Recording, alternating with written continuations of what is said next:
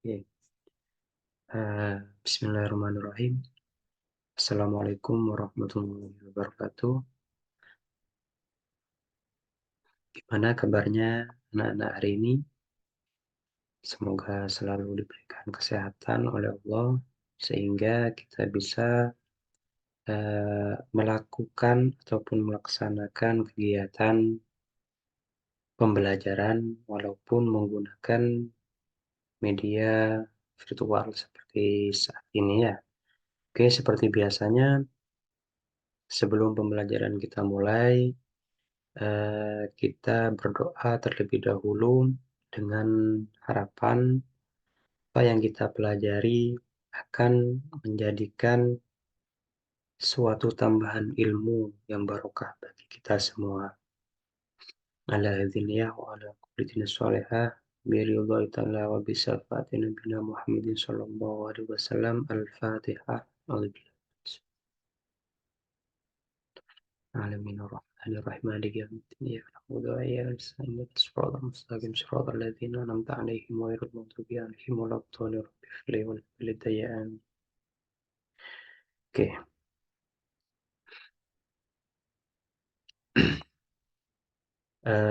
baiklah anak-anak,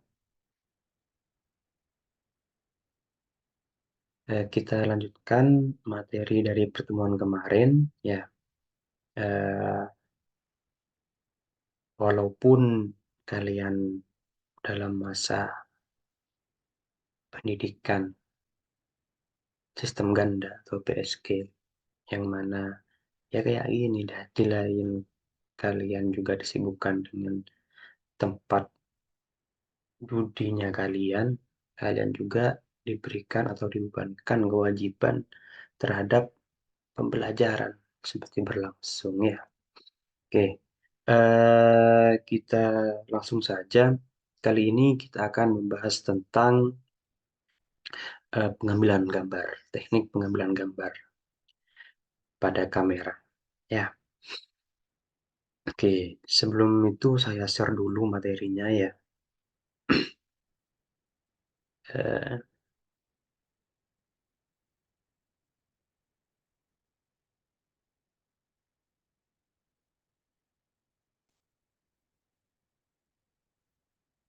ini ya.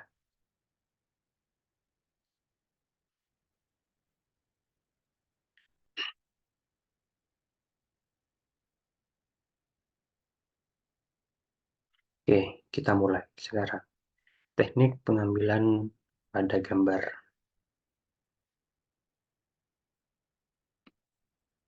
Kita akan membahas mengenai dua tema ini, yaitu mengenai bidang pandang dan angle suatu kamera.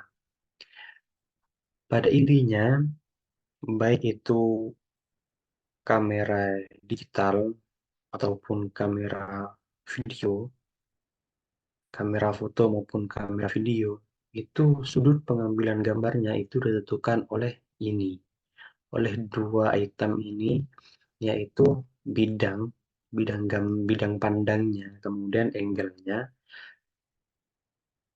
Hal itu yang akan mempengaruhi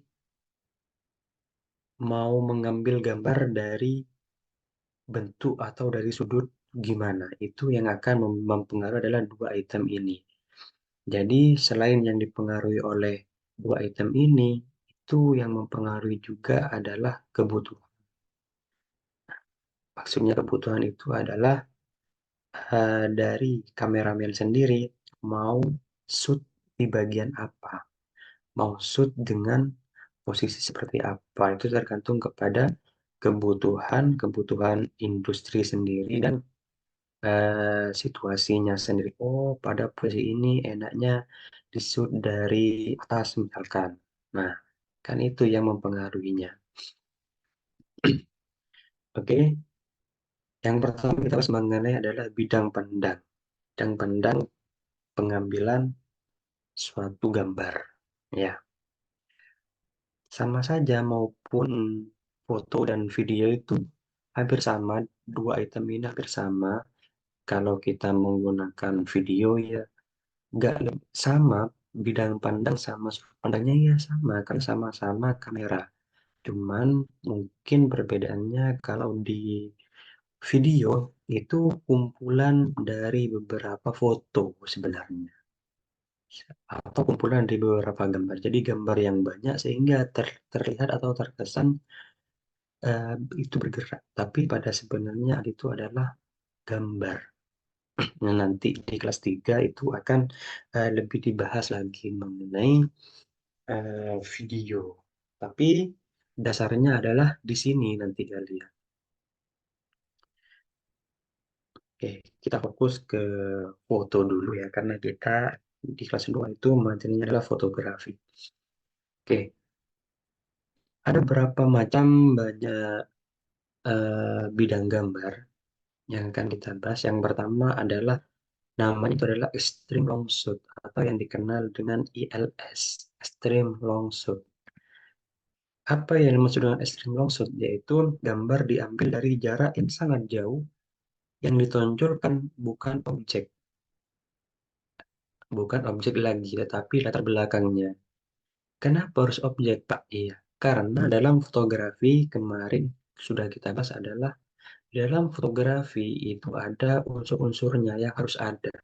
Salah satunya itu adalah objek. Ya, objek gambar atau objek foto ataupun yang kita sebut dengan subject matter, ya kan? Oke, balik lagi kepada extreme long shot. Gambar diambil dari jarak yang sangat jauh dan ditonjolkan bukan objek. Jadi bukan objeknya yang ditunjukkan, tetapi latar belakangnya. Artinya seperti ini. Ini fokus kepada objeknya, nggak ini. Ini nggak fokus kepada orang maupun kepada mobil di sini maupun kepada masjid di sini. Jadi ini pemandangan, fokus kepada latar belakangnya. Seperti itu ya. Kemudian yang kedua itu adalah long shot atau yang kita kenal dengan LS, yaitu porsi background akan lebih banyak sehingga objek terlihat lebih kecil ataupun jauh. Hampir sama dengan extreme long shot, tapi perbedaannya kalau di long shot ini ada objek yang kita lihat di sini. Jadi nggak full latar belakang, nggak full background. Ya.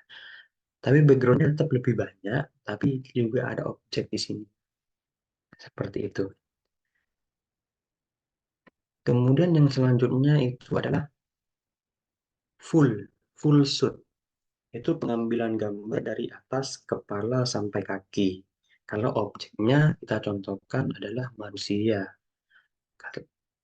Kalau manusia, hewan juga sama. Jadi full itu maksudnya dari kepala, dari ujung atas sampai ujung bawah, semuanya kesut. Contohnya seperti ini. Mungkin ada yang kenal dengan orang ini, tapi kayaknya orang ini nggak sekolah di SMK itu kayak. Kemudian yang kedua adalah medium shoot, yaitu 3/4 badan dari atas kepala sampai dengan lutut. Nah, sampai dengan lutut. Jadi nanti kalau kalian mengambil ngambil objek, ya kan, mau di subbagian apa? Medium shoot. Berarti itu dari kepala sampai dengan lutut. Kemudian yang selanjutnya adalah mid shoot, yaitu setengah badan dari atas kepala sampai dengan pinggang. Ya, contoh seperti ini. Dari kepala sampai dengan pinggang itu namanya adalah mid shoot. Mid shoot ya. Kalau full shoot ya FS, kemudian medium shoot itu MLS, aslinya adalah medium long shoot. Pilihan dengan medium shoot, kemudian mid shoot itu adalah MS ya. Kemudian yang selanjutnya adalah medium close up. Nah, dari atas kepala hingga dada. Cuma itu namanya medium close up. Kemudian close up yaitu fokus dari kepala sampai dengan bahu. Itu namanya tekniknya adalah close up. Kemudian yang selanjutnya adalah headshot. Head itu kepala, berarti ini fokus di bagian kepala saja, kepala dan dagu. Itu headshot. Kemudian yang selanjutnya adalah extreme long shot, yaitu sangat dekat dengan objeknya, penekanannya jelas ini. Contohnya, fokus di mata. Ini lebih jelas atau detail di bagian-bagian tertentu.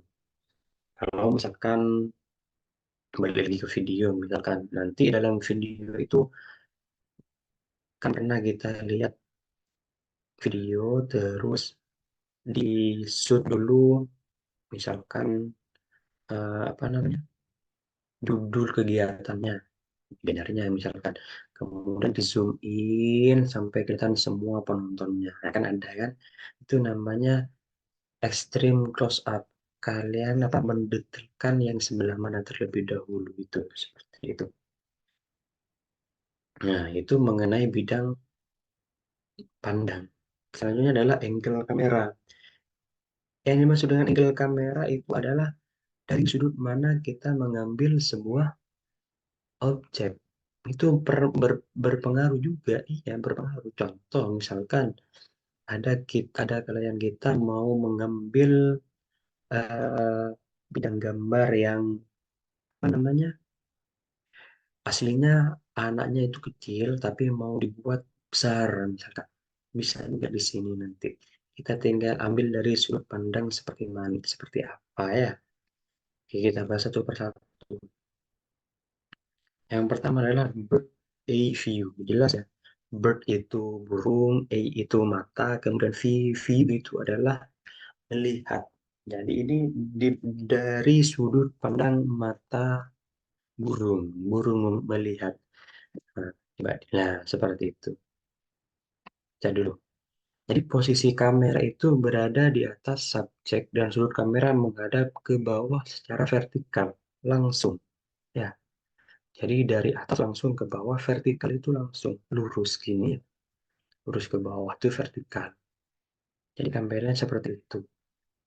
Kemudian efek yang ditimbulkan ataupun kesan yang ingin disampaikan adalah menekan pada kecilnya subjek dengan menghubungkan dengan kondisi sekitar.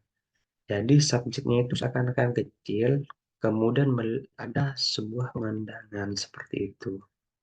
Ada sebuah situasi. Contohnya di sini. Nah, ini kan adalah objeknya atau subjeknya adalah sebuah perkotaan gedung. Sehingga dilihat dari atas yang vertikal ke bawah itu seakan-akan gedung itu kecil. Nah, itu mengenai bird eye view. Kemudian yang selanjutnya adalah high angle. Nah, kalau tadi pas lurus sejajar dan menghadap ke bawah, sekarang agak lebih mengarah ke bawah, tapi gak sejajar, tapi mengarah ke bawah. Berada di atas, tapi mengarah ke bawah, tapi tidak sejajar vertikal. Seperti bird eye tadi. Nah, kesan sama mengecilkan subjek, memberikan kesan inferior. Inferior itu ya kecil, inferior. Namanya di sini. Nah, paham ya? Kemudian yang selanjutnya itu adalah A level view. A mata berarti ini sejajar dengan pandangan mata. Sejajar dengan pandangan mata kita ya. Itu. Nah, lurus secara horizontal. Kalau tadi vertikal, sekarang adalah horizontal. Nah, kesan yang ditimbulkan adalah memberikan kesan normal dan natural. Kemudian, nah itu contoh seperti itu. Yang selanjutnya adalah low angle. Nah, ini dari bawah sudah. Dari bawah ya. Berada di bawah subjek dan sudut kamera menghadap ke atas. Ini seakan menimbulkan kesan objeknya itu mau dilihat besar, ya kan? Terkesan superior. Superior itu apa ya? Tinggi ataupun besar. Contohnya ini. Asalnya kucingnya itu kecil, jika diambil dari bawah, anggapannya ini adalah monster kucing seperti itu. Ya, terus ini bisa dipahami ya. Oh, sudah habis ternyata. Nah, sebelum habis, Bapak ingin tunjukkan sebuah eh, dari pengambilan gambar ya. Dari pengambilan gambar, saya stop dulu, nanti saya bagikan lagi ya. Oke, nanti kita review bareng-bareng mengenai, eh, oh ini menggunakan sudut pandang apa, kemudian ini menggunakan angle sebelah mana, seperti itu kan. Coba mana ya.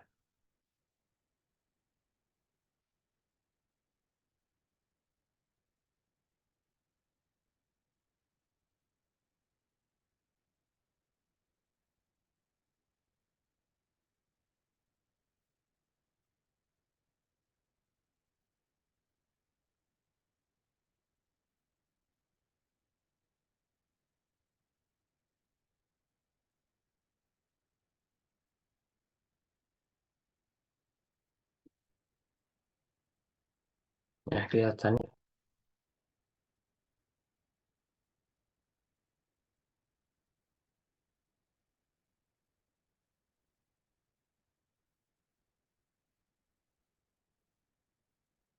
saya hentikan terlebih dahulu. Bentar,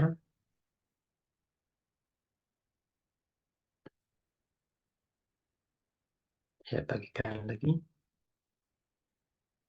Nah, sepertinya kelihatan. Julia, ada depan.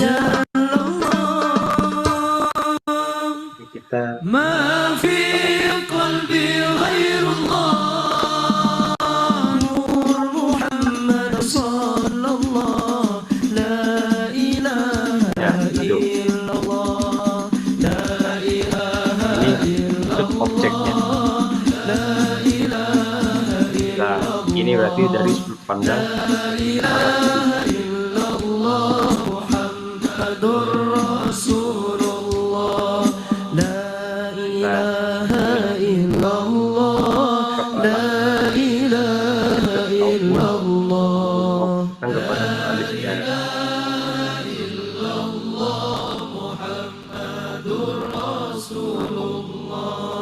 لا إله إلا الله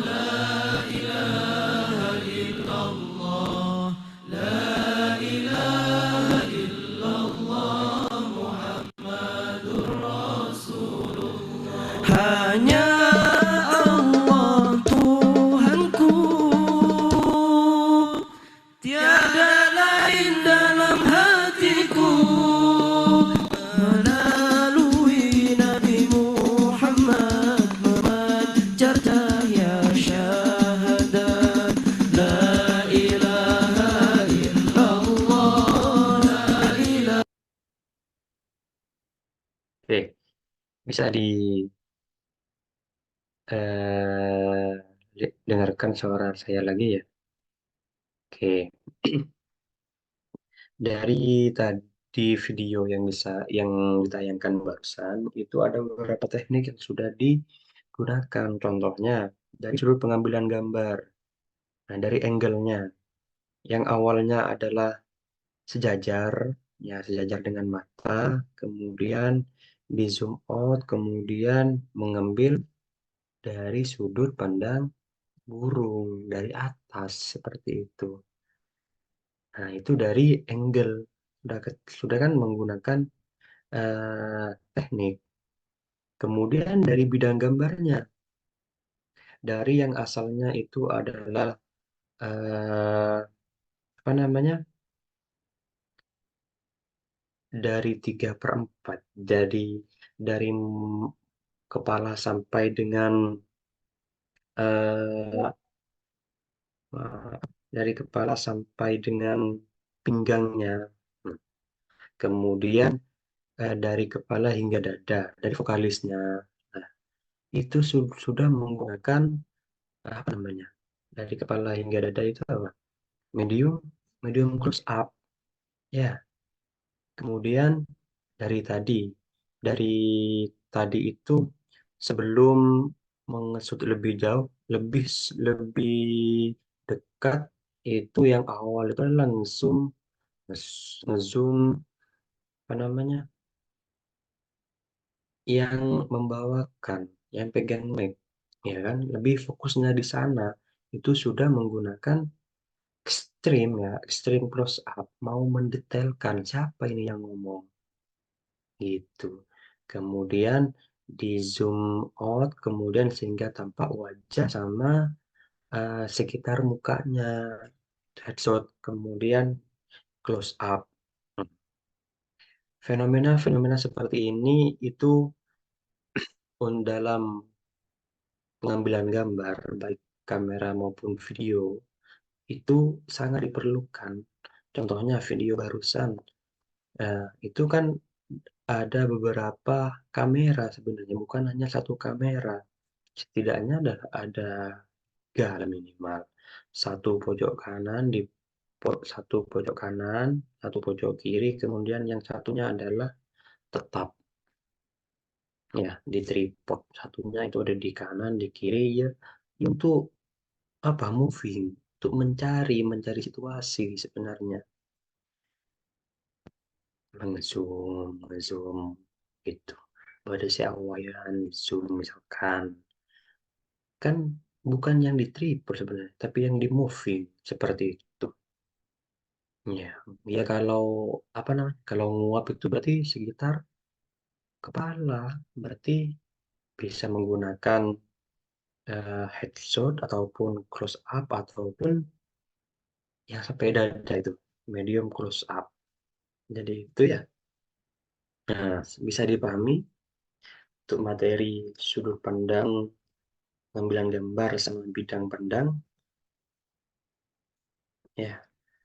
Pokok itu lebih ditekankan lagi mau pengambilan yang seperti apa itu tergantung pada kondisi dan situasinya ataupun permintaan.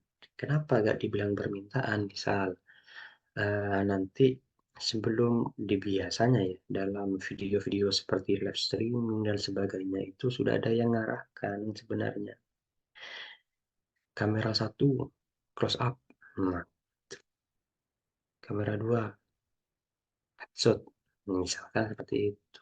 Lah, kita sebagai kameramen nih, baik dengan fotografer maupun video, itu sudah familiar dengan kata-kata itu. Oh, kalau close up dari dari dari kepala sampai dengan dada, misalkan, ya, itu itu medium ya. Ya, misalnya kalau close up itu dari eh, kepala sampai dengan sekitar bahu. Jadi zoom itu yang diminta berarti kurang lagi ekstrim close up detailkan yang mana seperti itu ya. Oke,